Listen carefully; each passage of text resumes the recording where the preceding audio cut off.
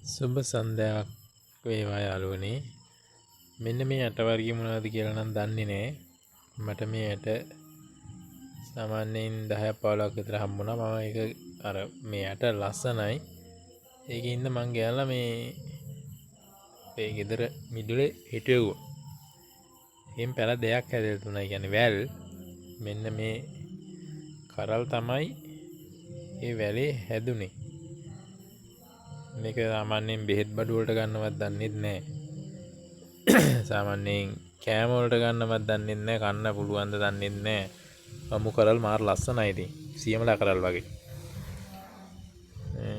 යාළුවෝ ඔය දන්න අය ඇතිනේ. මේ කරල් මොනවද කියලා විස්තරයක් මට මැසේජ් එකක් දානවද? මගේ YouTube එක සබ්ස්ක්‍රයිබ් කරලා බෙල් අයිකන් එකත් ක්ලික් කරලා මේ වගේ ලස්සන වීඩියෝ ලැබුණු ගමන් මම දමනවා.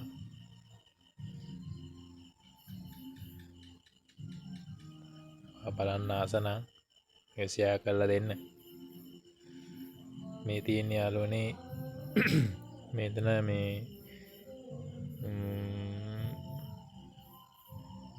මොනවද ඒ ගහේ නම මතක නැහැනේ.